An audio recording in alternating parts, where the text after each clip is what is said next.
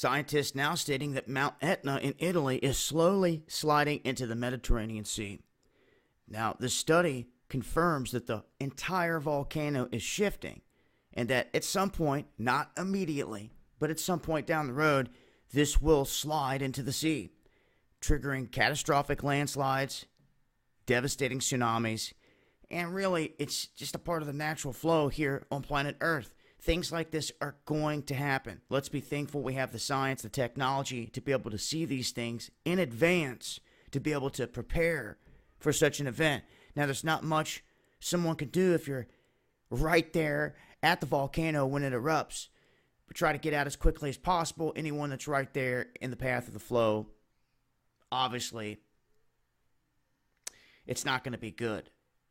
Also, inhaling any of the smoke, being downwind from any of the smoke from a volcano, it could turn the lungs to concrete rather quickly.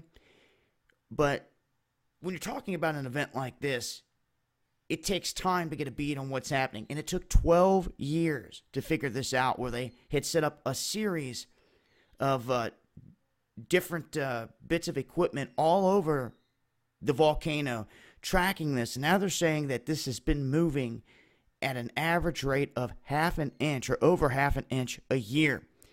Now, they're saying that it's headed toward Jara. I'm hoping that I pronounced that right. But this town is in the crosshair, and the rest of it looks to be sliding toward the sea. So this reminds me of the Canary Islands. If you guys look at maps of the Canary Islands, a long time ago, there was a huge piece of the Canary Islands that just broke off and slid into the sea. And they say that that was the cause of one of the last big tsunamis that the east coast of the United States had seen. This wave that generated across the ocean coming from the Canary Islands. Now, these tsunami waves, I do not believe are going to make it out of the Mediterranean, through the Straits of Gibraltar and out into the ocean to cause any problems. I believe the more serious problems are going to be right there.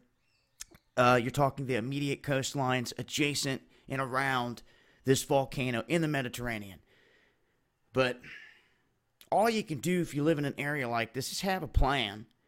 It may not even happen in our lifetimes. It may.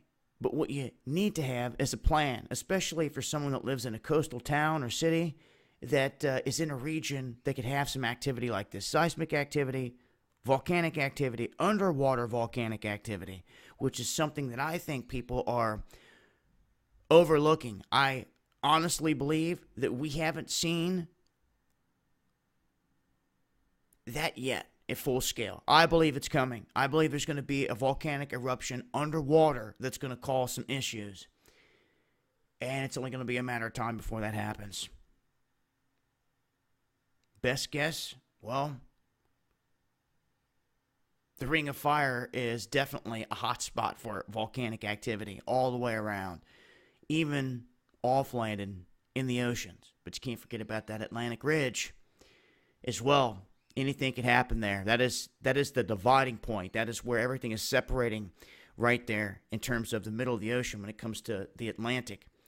And then we have the massive plate in the Pacific that's basically molten on the ocean floor that is just breaking up constantly off the coast or to the east of New Zealand.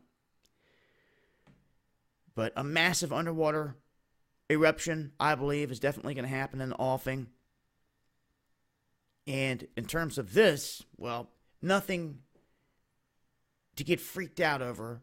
But anytime I see something like this, it just reminds me, you better have a plan if you live in a region like this.